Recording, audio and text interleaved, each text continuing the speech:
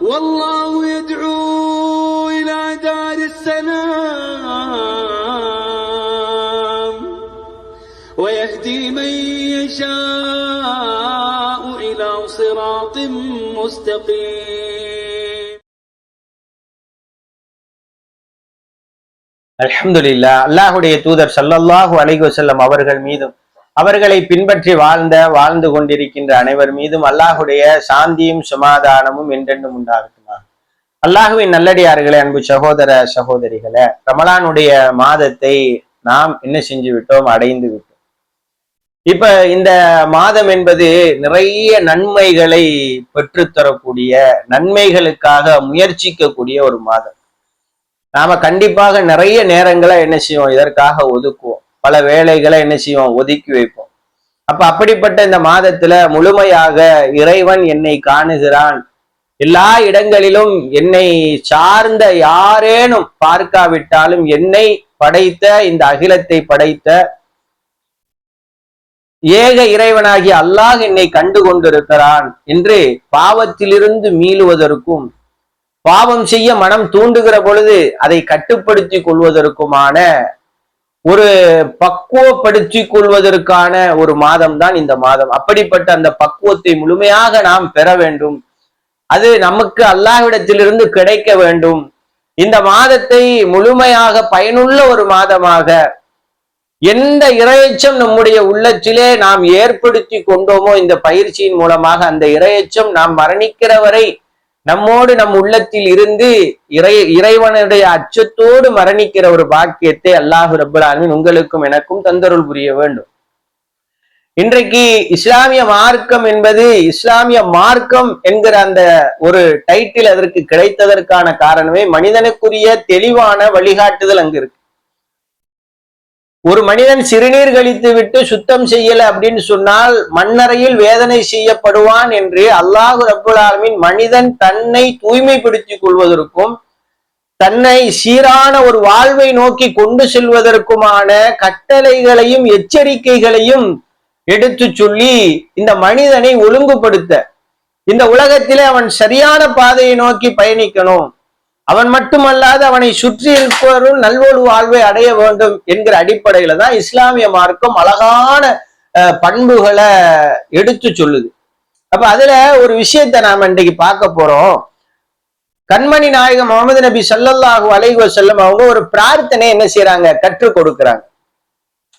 அது யாருக்காக கேட்கிற பிரார்த்தனை அப்படின்னு சொன்னால், நோயாளிகளை நலம் விசாரிக்க செல்லுகிற பொழுது கேட்கக்கூடிய ஒரு பிரார்த்தனை. இந்த எந்த அளவுக்கு நுணுக்கமான வாழ்க்கைக்கான அழகான வழிகாட்டுதல் இருக்கு பாருங்க. ஒரு நோயாளியா ஒருத்தர் இருக்கிறார், நண்பரா இருக்கட்டும், உறவுகளாக இருக்கட்டும், இல்ல நம்ம வாழக்கூடிய அந்த ஊர்ல நாம பார்த்த தெரிஞ்ச ஒரு மனிதர், ரொம்ப பழகினவர் இல்லை, இருந்தாலும் அவருக்கு ஒரு கடுமையான ஒரு நோய் அப்படின்னு சொன்னால் அவரை நாம போய் சந்தித்து மன ஆறுதல் சொல்றதுக்கு இறைவன் நமக்கு அழகான ஒரு பிரார்த்தனையை முதல்ல கற்றுத்தரான். என்ன பிரார்த்தனைண்டா, அல்லாஹும்ம ரப்பன் நாசி முதுஹிபல் பாசி இஷ்ஃபி அன்த ஷாஃபி லா ஷாஃபிய இல்லா அன்த ஷிஃபான் லா யுகாதிரு ஷகமா. அதாவது, இறைவா, மனிதர்களின் எஜமானே, துன்பத்தை நீக்குபவனே, நீ குணப்படுத்து, நீயே குணப்படுத்துபவன், உன்னை தவிர குணப்படுத்துபவன் யாரும் இல்லை. நோயை அறவே மீதம் வைக்காமல் முழுமையாக குணப்படுத்து. ஒரு நோயாளியே நம்ம நலம் விசாரிக்க போறோம், அவருடைய குடும்பம், அவர் கடுமையான ஒரு நோயா இருந்துச்சுன்னா அந்த குடும்பமே நிம்மதி இழந்த நிலையில இருக்கும். பொருளாதாரத்துல ஓரளவு, பொருளாதாரத்துல கூட நெருக்கடியில இருக்கலாம். ஒரு பக்கம் நோய், ஒரு பக்கம் பொருளாதார நெருக்கடி, இப்படி குடும்பம் நிம்மதி இல்லாத ஒரு நிலையில இருக்கும்போது அந்த மனிதருடைய உள்ளத்துல பெரிய ஒரு அழுத்தம் இருக்கும். பெண்ணா இருந்தாலும் ஆணா இருந்தாலும் நம்மளால நிறைய பேருக்கு சிரமமோ அப்படிலாம் எண்ணங்கள் ஓடும். நமக்காக எவ்வளவு செலவு பண்றாங்க அப்படிங்கிற ஒரு எண்ணம் ஓடும். அப்ப இந்த மாதிரி மன அழுத்தத்துல இருக்கிற ஒரு சகோதரனையோ சகோதரியோ போய் சந்திச்சுட்டு அல்லாஹ் ரப்புல் ஆலமீன் கேட்க சொன்ன இந்த பிரார்த்தனையை கேட்டு அல்லாஹ் உங்களுக்கு முழுமையான குணத்தை கொடுப்பான். நீங்க அல்லாஹ் மீது உறுதியான நம்பிக்கை வைங்க. அந்த நம்பிக்கை இருந்தால் நம்பிக்கையாளர்களுடைய காலில் ஒரு முள் தைத்தால் கூட அதற்கு பகரமாக அல்லாஹ் அவர்களுடைய பாவங்களை எல்லாம் மன்னிக்கிறான். அவங்களுக்கு நன்மை அல்லாஹ் வழங்குவான். நீங்க கவலை ஒன்றும் படாதீங்க, அந்த நோயை தந்த ரப்பு தானே அதை நீக்கணும் அப்படின்னு சொல்லி நம்மளால் இயன்ற அளவு பொருளாதார ரீதியாக உதவ முடியாவிட்டாலும் அவருக்காக இந்த ஒரு பிரார்த்தனையை செஞ்சு அவங்களோட மனம் எவ்வளவு குளிரும் தெரியுமா, எவ்வளவு மன நிம்மதியா இருக்கும் தெரியுமா, அந்த நோயுடைய வேதனை கொஞ்சம் குறையுமா இல்லையா? அழகான அப்படி ஒரு வழிகாட்டுதல் நமக்கு இருந்தும் இன்றைக்கு சமூகத்துல ஒரு விஷயத்தை நாம என்ன செய்யறோம் பார்க்கிறோம். என்ன அப்படின்டா, யாருக்கேனும் நோய் அப்படின்னு சொல்லி நாம கேள்விப்படுகிற பொழுது, ஒருவேளை அவர் சமூகத்துல ஒரு மோசமான மனிதரா இருக்கலாம், இல்லையா அவர் ஒரு நல்ல விஷயத்தை எதிர்க்கக்கூடியவரா இருக்கலாம், இல்லண்டா நமக்கு ஏதேனும் அநீதி இழைச்சவரா இருக்கலாம்.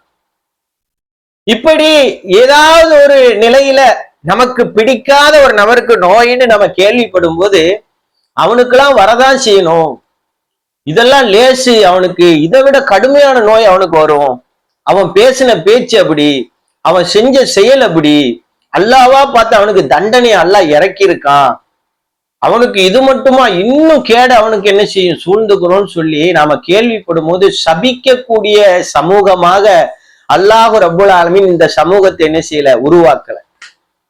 அல்லாஹு ரப்புல் ஆலமீன் அதற்காக கட்டளையை பிறப்பிக்கல.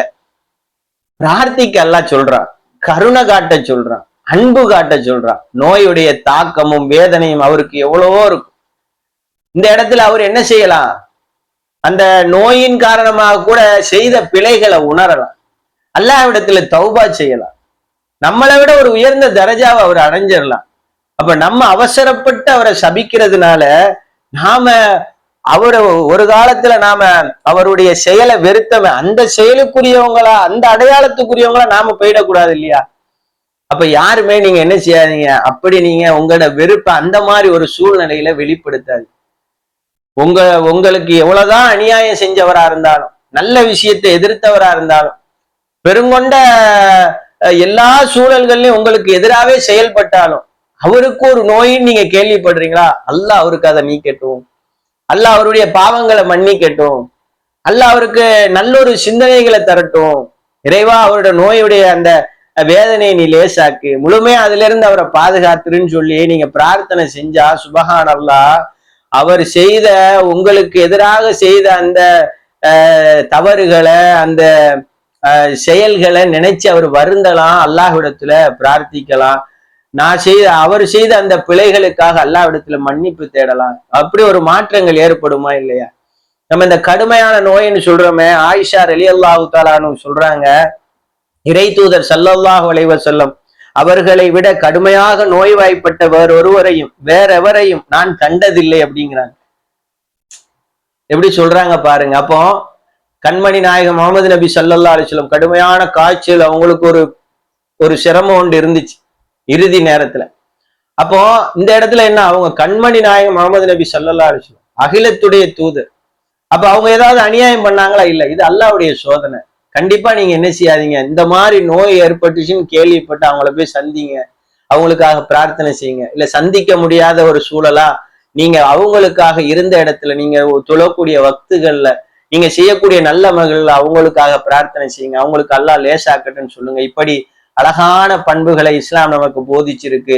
இன்ஷா அல்லாஹ் நானும் நீங்களும் வரக்கூடிய காலங்கள்ல இஸ்லாம் சொல்லக்கூடிய அழகான பண்புகளை கொண்ட நிலையில நம்முடைய வாழ்வை நாம அமைச்சுக்கிட்டோம் அப்படின்னு சொன்னால் அது நம்முடைய வாழ்வையும் ஒழுங்குபடுத்தும், நம்மை சுற்றி உள்ளவர்களுடைய வாழ்வையும் ஒழுங்குபடுத்தும். அல்லாஹு ரப்புல் ஆலமீன் நன்மையை நோக்கி பயணிக்கிற நல்ல மக்களாகும். அல்லாஹ் எல்லா இடங்களிலும் என்னை பார்க்கிறான் என்கிற அச்சத்தை உள்ளத்தில் வளர்த்து அந்த அச்சத்தோடு வாழ்ந்து அந்த அச்சத்தோடே மரணிக்கிற ஒரு நிலையையும் உங்களுக்கும் எனக்கும் தந்தொருள் புரிய வேண்டும். கடனில்லாத வாழ்வையும் மரணிக்கிற பொழுது அல்லாஹுடைய மன்னிப்பும் கருணையும் பெற்ற நிலையில் மரணிக்கிற ஒரு பாக்கியத்தையும் உங்களுக்கும் எனக்கும் அல்லாஹு ரப்புல் ஆலமீன் தந்தொருள் புரிய வேண்டும். வேறொரு நல்ல செய்தியோடு இன்ஷா அல்லாஹ் நான் உங்களை சந்திக்கிறேன். அஸ்ஸலாமு அலைக்கும் வரஹ்மத்துல்லாஹி வபரகாத்துஹு.